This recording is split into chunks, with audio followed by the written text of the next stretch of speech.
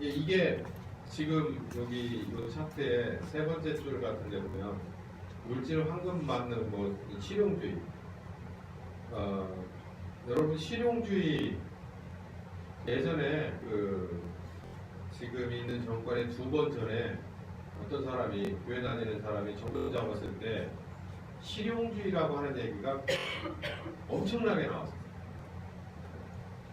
근데 저는 그때까지만 해도 뭐 복음과 성경과 신자와 실용주의가 무슨 상관이 있을까 했는데 야 정말 이거 정말 잘못된 거다. 신자가 실용주의를 올린다는 거, 실용주의가 뭔지를 안다면 성경과 신자와의 삶과는 전혀 다른 컨셉이에요.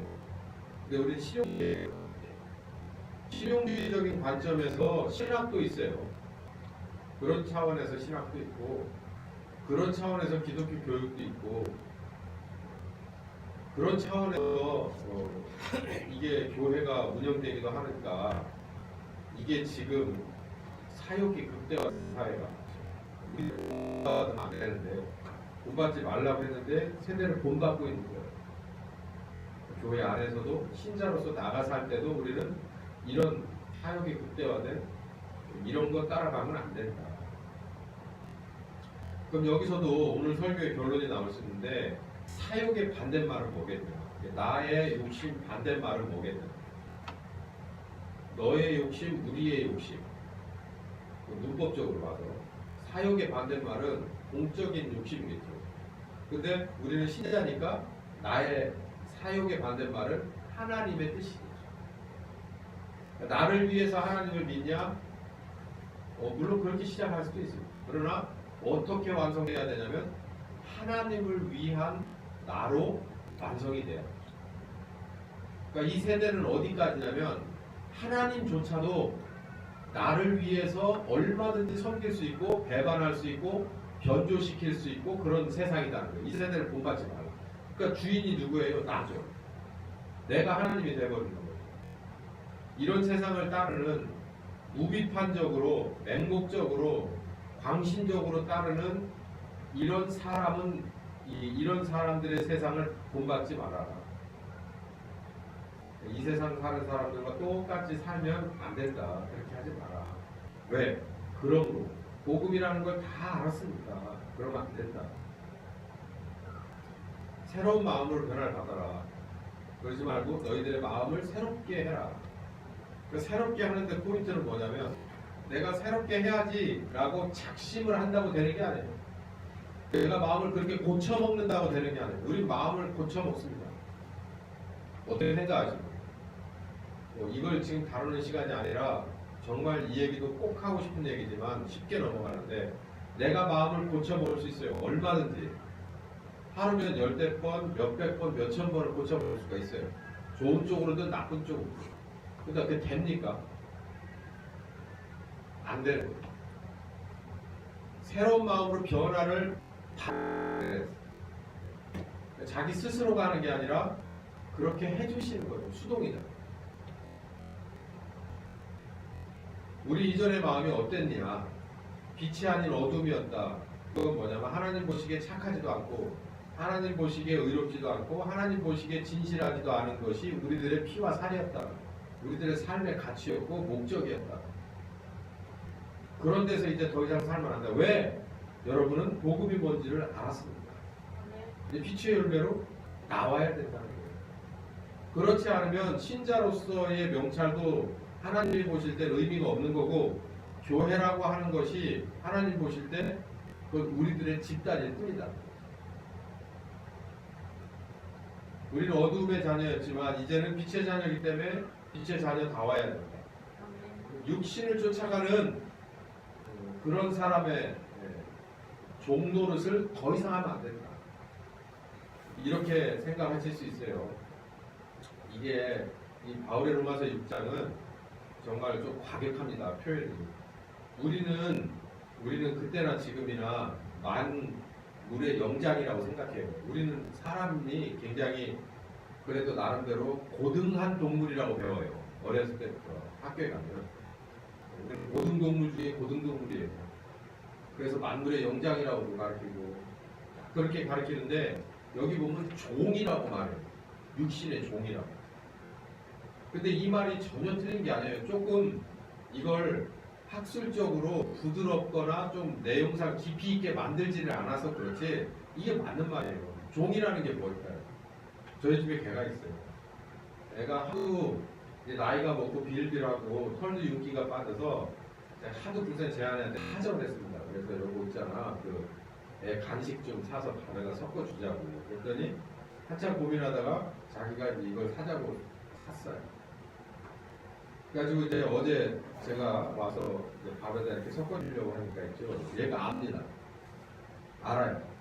그래가지고 그걸 이렇게 요만한 그 간식 토막을 가져다 이렇게 잘라서 밥에 이렇게 넣어주면 있잖아요.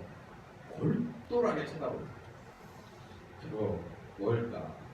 그러고서 내가 이제 먹어라 그러고 이제 밥통을 이렇게 해주면 많이 내려와가지고 그걸 먹어요. 보기 좋죠? 상상이 가시죠? 그렇지 않은데 걔가 나를 쳐다보는 건 뭐를 소 닭보듯이 봅니다. 네. 그리고 밥때가 되면 와가지고 주인처럼 쳐다봅니다. 그 전에는 밖에 나갔다가 들어와도 꼬리도 안 치고 쟤 왜 들어왔나 이러고 쳐다봅니다. 자다가 저는 이렇게 다리 뻗고 자다가 이렇게 해가지고 저만 쳐다보고 알아요. 야 네가 주인이냐 내가 주인이냐. 어디서 드러나냐면 제가 간식 가지고 밥그릇에 가면 주인으로 와가지고서 머리도 숙이고 꼬리도 치고 기지개도 펴고 자기는 언제든지 내 주인 내가 종이 내 종이라고 그렇게 하고 있죠. 우리가 그런다는 거예요. 뭐에? 우리 육신에게 그런다는 거예요. 여러분 가장 우리가 머리를 쉽게 숙이는 것이 밖에 있지 않아요. 나에게 머리를 가장 쉽게 숙입니다. 합리화도 나를 위해서 합리화를 잘 시킵니다. 그래서 나 스스로에게 머리를 숙이는데 아주 익숙한 그런 우리의 그걸 바울이 이렇게 말하는 거예요. 죄와 육신의 종이다. 그런데 하나님이 없잖아요. 바울이 지금 불만을 가지고 있는 게 너희들은 하나님 앞에 종이 되어야 되는데 하나님 앞에는 뻣뻣하면서 왜 너희들의 몸 앞에는 그렇게 지극정성인 거냐 얘기를 하는 거죠. 새 마음을 가져라. 어떤 마음이냐면 로마서 8장에 있는 것처럼 내 육신을 먼저 복종하고 달갑게 적극적으로 따라가지 말고 성령님을 그렇게 좀 해봐라. 예. 또 옛사람을 어쨌든 나를 살려주고자 하는 옛사람, 나를 높여주고자 하는 그런 미끼를 가지고 대드는 옛사람을 좀 무시하고 경멸하고 또 따르지 않는 그런 사람 좀 대바라는 얘기예요. 그래서 이제 방법이 말씀 앞에 자기를 부인하고 자기 십자가를 지고 죽기를 각오하고 따르는 거예요. 이런 새 마음을 가져야 우리들이 변하고 하나님의 신성이 우리들에게 납니다. 저는 이렇게 생각해요. 이제 뭐 신학적으로 어떤 비판이 들어올지 모르지만 저는 하나님이 우리에게 원하는 건 하나님의 원하시는 수준의 거룩성을 우리가 따라가지 않으면 안 된다는 얘기예요. 데살로니가전서 4장 3절에 하나님이 우리에 대해서 뜻을 품었어요. 뭐를? 내 아들답게 나의 자녀답게 내가 거룩한 만큼 너희도 거룩해야 할 것이다. 그것 때문에 예수님이 십자가에 죽었고 그것 때문에 성령께서 오셔서 지금도 쉬지 않고 일한다. 그러니까 그 작업에 너희들도 복종하라. 뭐 하는 것처럼 네 몸에 네가 복종하는 것처럼 그렇게 하라는 얘기예요. 우리는 아침에 일어나기 싫어도 억지로 일어납니다. 일을 하러 가야 되니까요. 내 자식을 위해서, 나를 위해서, 어쩌면 교회를 위해서. 그래서 이를 악물고 졸린 눈을 비벼서 뜨고 일어납니다. 그렇게 하는 것만큼 우리가 성령님을 따라가려고 그렇게 해놔요. 그러면 정말 일어나기 싫은 거 억지로 일어나서 오늘도 나가서 얻어지는 하루의 일당보다 훨씬 더 거룩한 것이 우리들에게 보일 것이다. 어떤 거냐니까 지혜와 계시의 정신, 마음의 눈이 하나님의 수준에서 열릴 것이라는 것이에요. 지금 계속해서 바울은 이 로마에 있는 교회 성도들을 계속 수준 높게 요구하고 있어요. 하나님의 뜻을 분별하라. 어떤 것이 하나님이 원하는 자녀의 삶일까를 고민해봐라.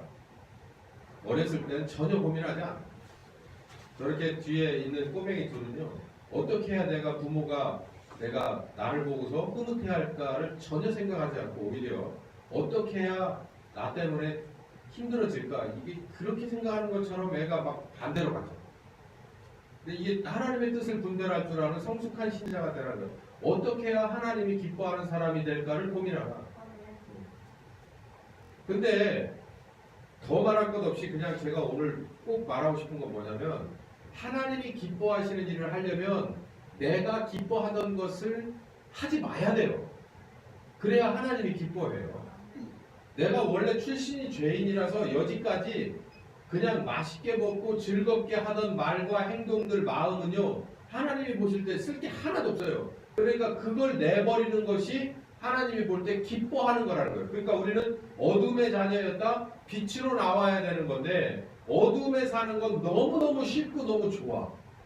너무 그냥 몸에 그냥 착착 달라붙어. 어렸을 때부터 그렇게 살았으니까. 근데 빛으로 나와 사는 것은 너무너무 힘든 거예요. 이 어렸을 때 방학 요쯤 하면 시골에서 손이 이렇게 막 부릅뜨도록 밖에 나가서 머시매들은 놉니다.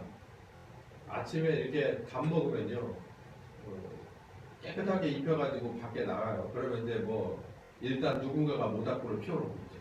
그러면서 시작돼가지고 뭐 고구마도 못 먹고 뭐 얼음도 이렇게 타다가 빠지고, 뭐 집에 들어가면 어차피 그냥 들어가서 엄마한테 한 대 줘 터지고 그거 이 빨면 되는데, 그걸 또 말려가지고 간다고 또 거기서 불에다가 대고도 있다 또 빵꾸내 먹고, 새우산 잠바 또 불도 올라가지고 또 집에 가지고 더 크게 말썽 떠놓고 그렇게 하루 종일 놀아요.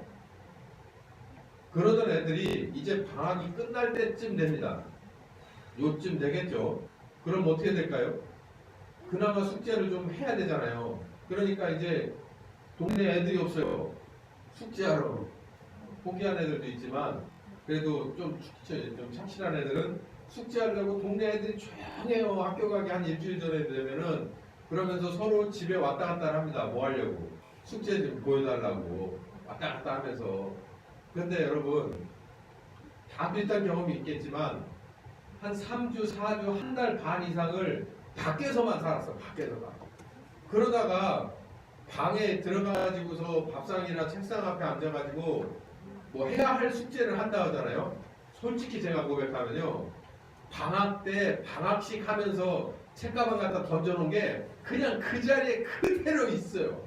그냥 그대로 있어. 그래가지고 그걸 펼쳐보면은 틈이 있어. 종이 한번 펴보지도 않았어. 막 이렇게 접어가지고 넣었는데, 가방 저 책상 밑에다 넣어놓은 게, 그럼 그때 가서 꺼내놓고 부랴부랴 차디 탄 가방에 이렇게 해가지고 펴놓고 앉아서 뭘 좀 하려고 하면요, 배웠어요?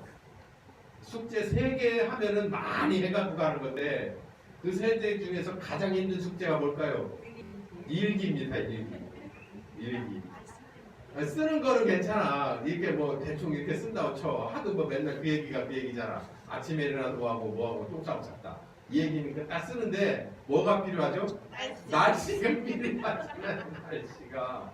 그러면 이제 신문 있는 집을 찾아다녀야 되는데, 그 뭐 동네에 신문 있는 집이 얼마나 돼요. 옛날에 신문지도 귀했잖아요.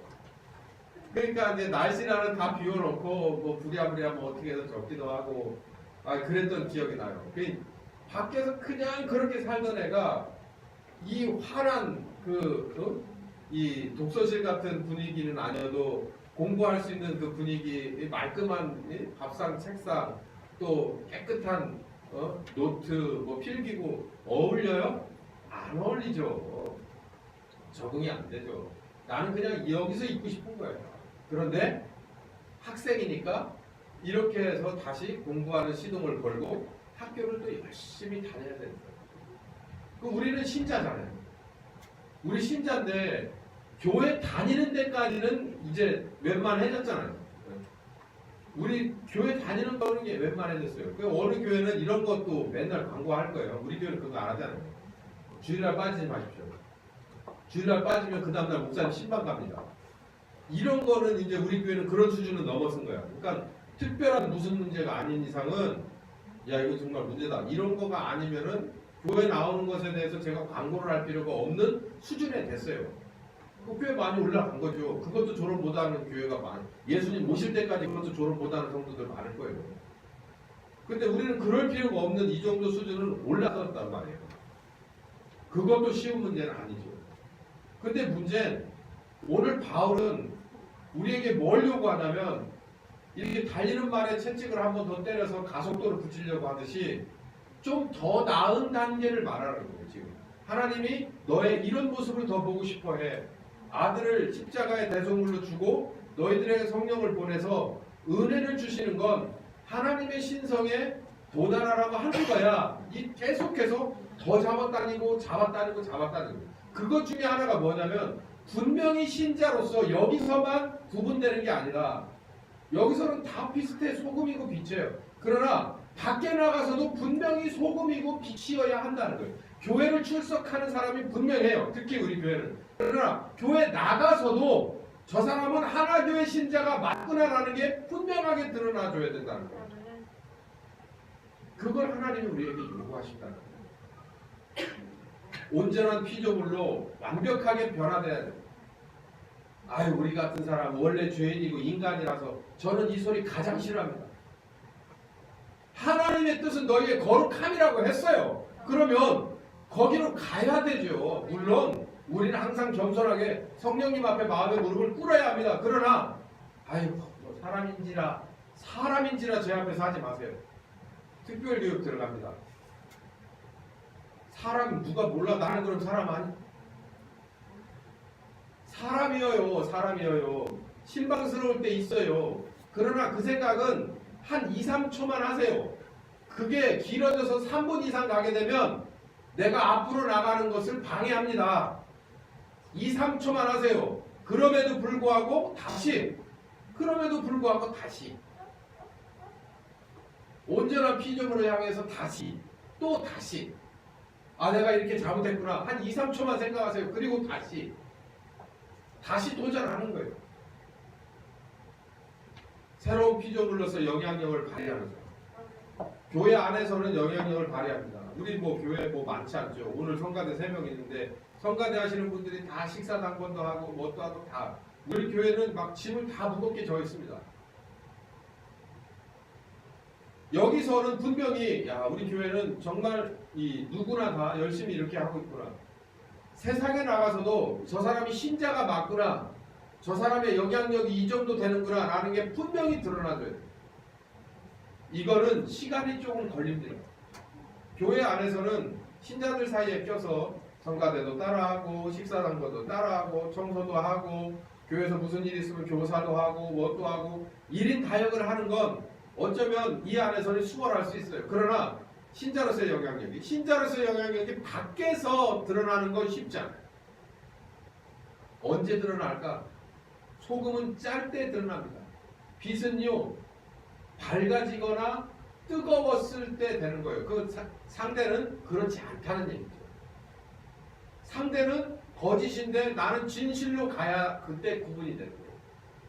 저 사람이 어정쩡한 회색이에요. 그러니까 나도 어정쩡한 회색으로 가면 표시 안 나는 거예요. 구분이 안 되는 거예요. 신자가 신자인지 구분이 안 돼요. 여기는 모두가 신자의 모습을 가졌으니까 여기는 구분이 안 되지만 저 밖에 나가서도 똑같이 우리는 신자로서 구분이 돼야 돼요. 캄캄한 데 가서 나는 밝아야 돼요. 저기가 썩었는데 나는 짠맛이 나야 돼요. 그럼 뭐 어떻게 하겠어요? 저 사람들이 나를 손가락질 하겠죠. 저 사람들이 나를 싫어하겠죠. 그렇게 구분되라는 겁니다. 이제 슬슬 제가 본론이 나오는 거예요. 이거는 산 재물이어야 돼요. 재물이어야 되는 게 재물. 재물이 돼. 너희들 신자로서 영향력을 분명히 발휘해. 빛과 소금의 이퀄 뭐냐면 재물이에요. 재물. 재물이 되라는 얘기예요. 그게 왜냐하면 그걸 싫어합니다. 세상은. 세상은 어두운 곳이에요. 그런데 갑자기 서치라이트가 확 비치라고 생각을 해보세요. 그걸 좋아하겠어요? 정치가 어두워요. 경제 도덕이 어두워요. 법조계가 여러분 다 아시다시피 그 어느 쪽이든 커밍아웃 나오는 그 어느 쪽이든 화나다 말할 수 있습니까? 그런 곳에서 여러분이 화내보세요. 그럼 그 사람들이 여러분을 죽이려고 할 겁니다. 오죽했으면 예수님이 제자들을 떠나보낼 때 내가 너희들을 보고 안타깝다. 세상이 아마 너희들을 저주하고 핍박할 거다. 왜? 니들이 문제가 아니라 니들이 나를 따르는 자이기 때문이다. 니들이 나의 신자이기 때문에 나를 믿는 자이기 때문에 니들을 싫어할 거다.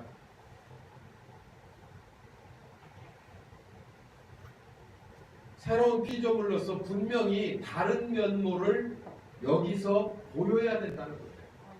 그건 각오해야 돼요. 크고 작은 순교를 각오하지 않으면 순교 안에는 여러 가지가 있어요. 이제 제가 이 마지막에 제가 설명을 하고 들어가겠습니다. 이 세 번째가 하나님의 아들의 명예를 높이는 것. 하나님의 아들의 명예를 높이는 것.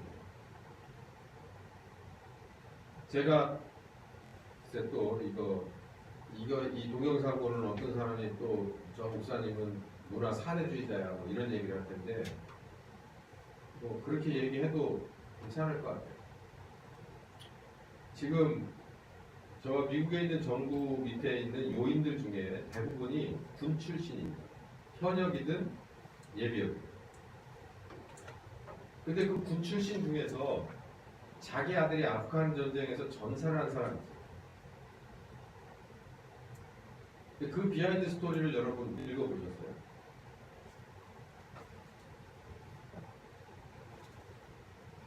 지금 우리나라에 왔던 그 펜서 부통령 있잖아요.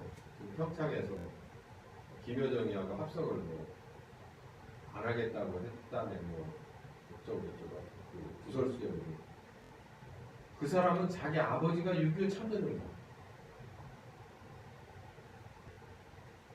그러니까 전통적인 군인 가문인 거죠. 나라를 위해서 죽는 것이 자기 가문의 명예인 사람들이에요. 저는 조금 이해가 갑니다. 왜냐하면 제가 꿈꾸는 가문이 하나님을 위해서 목숨을 거는 자들이 많은 가문이기를 원해요. 아무도 아멘 안 하네. 두려운 거지. 벽에 똥칠할 때까지 돈 많이 벌고 사십시오.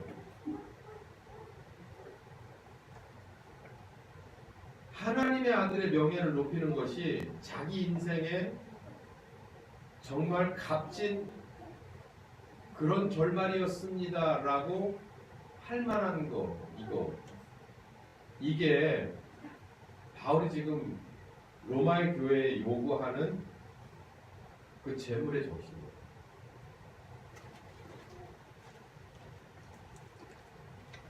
그러므로 형제들아 1절 들어가는 거예요. 이제 1절이 2절 다음에 들어가요. 그러므로 형제들아 거룩한 산 제사로 그러니까 너희 몸을 제가 여기 너희 몸을 안 썼는데 너희 몸을 거룩한 산 제사로 드리라. 너희 돈을 드리라고도 안 했어. 너희 시간이라고도 안 했어. 너희 몸을 드리라.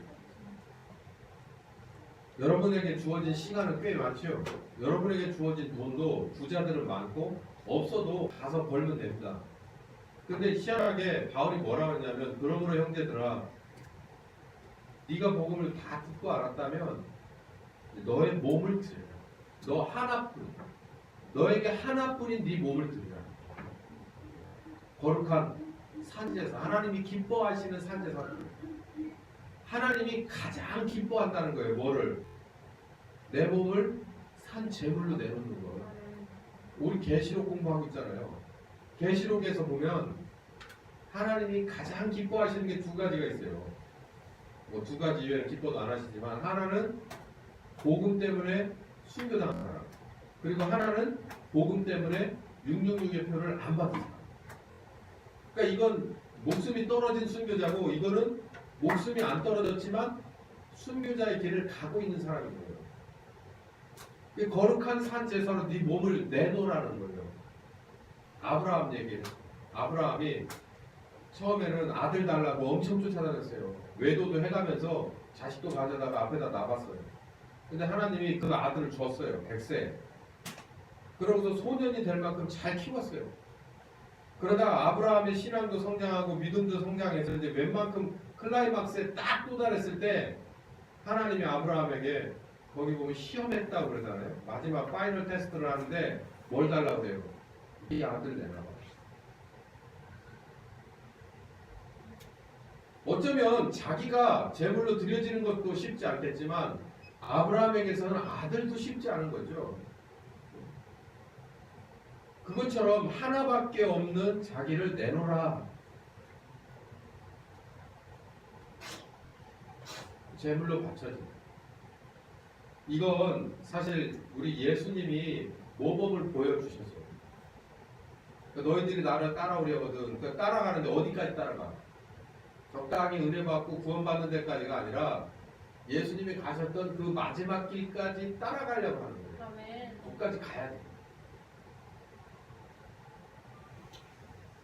내가 제물로 바쳐지는 게 내 개인적인 이유와 목적 때문이 아니라 하나님의 목적을 위해서 내가 드려질 수 있느냐라는 거예요.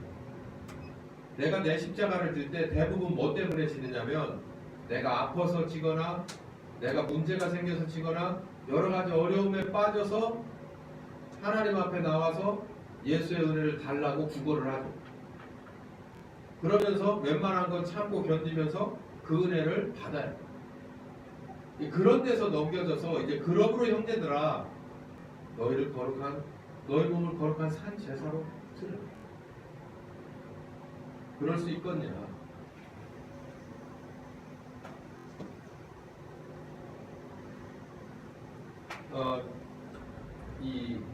여러분 이제 인터넷을 다 잘 하시니까요.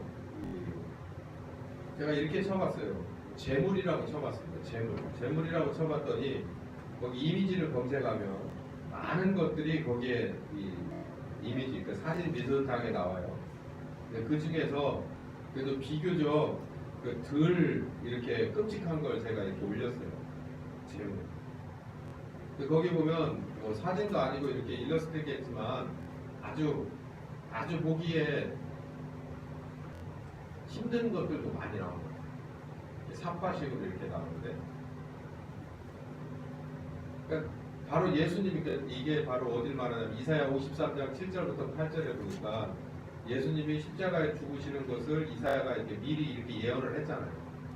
예언을 했는데 양 한 마리가 염소 한 마리가 이렇게 죽임을 당하는 그런 장면, 그렇게 끌려가는 장면, 그 죽임을 당하는 장면을 보고 예수님이 십자가 지는 것을 거기에다가 이렇게 연결해서 썼죠. 그러니까 우리 보고 그렇게 하라는 거예요. 그렇게 드려지자.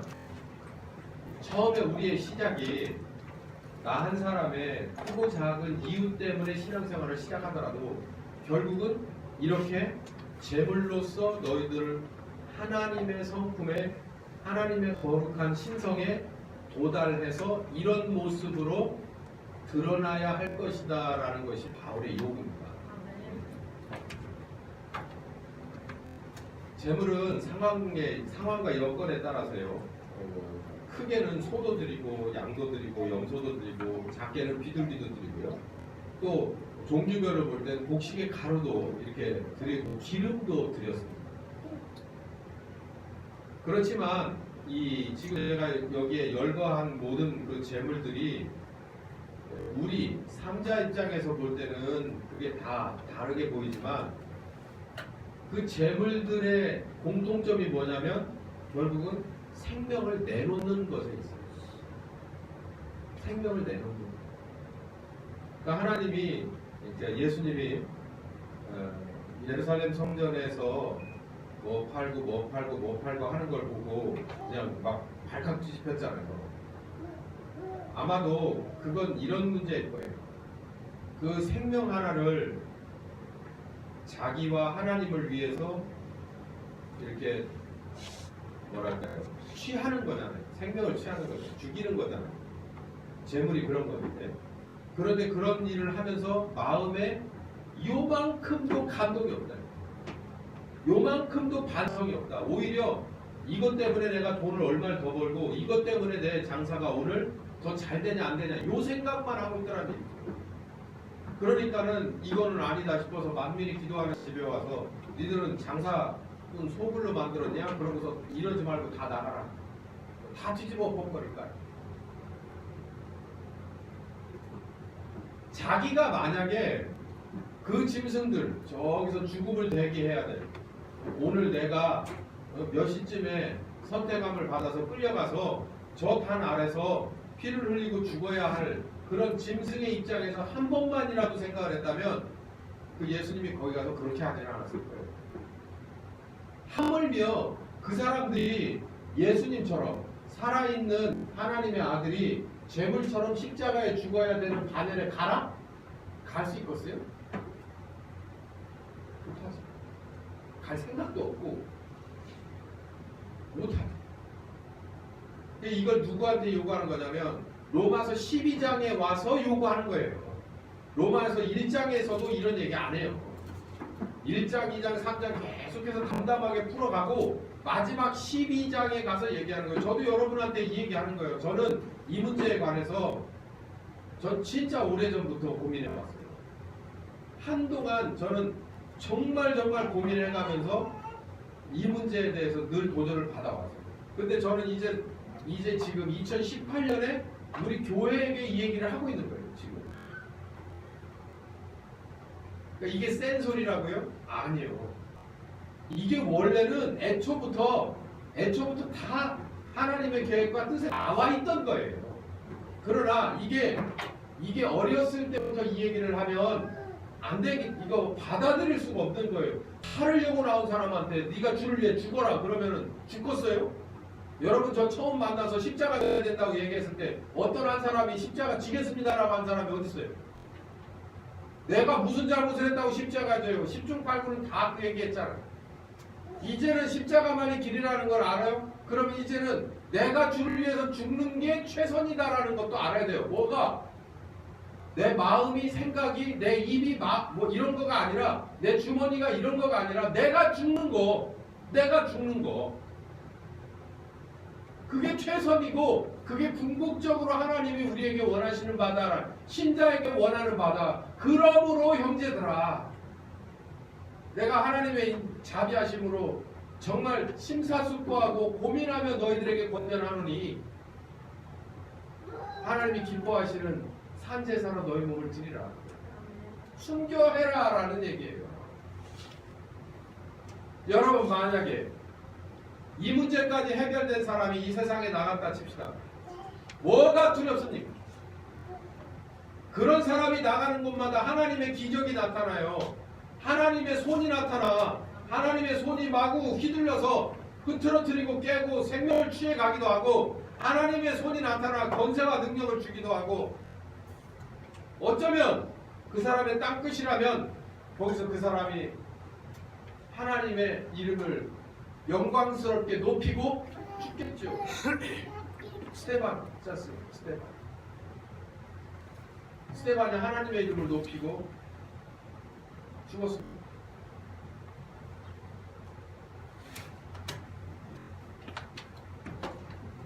전 이렇게 생각해요. 지금 우리나라의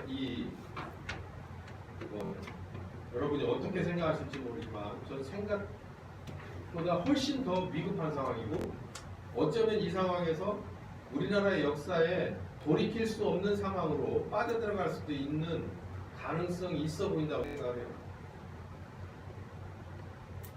그럼 이 상황에서 저는요 솔직히 제가 목사라는 직함에 전 태극기를 들고 나갈 겁니다. 여러분이 아마 뉴스에서 저를 보게 될 수도 몰라요. 목사가 아니었습니다. 그렇기 때문에 저는 요즘 고민하는 거예요. 나는 이 상황에서 이걸 눈뜨고 보고 있을 수가 있느냐.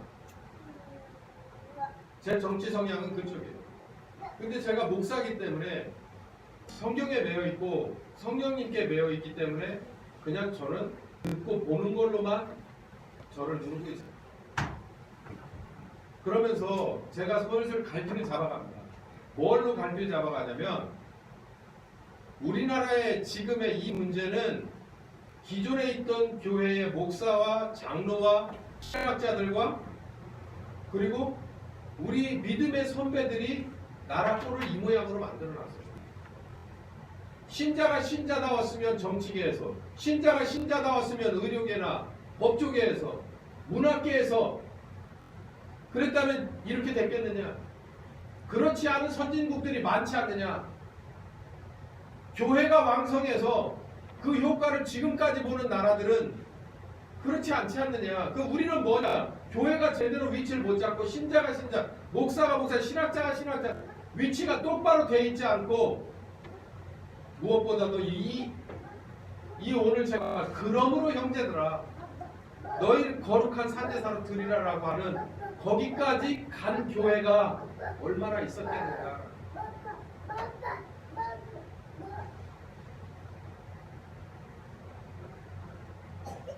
저는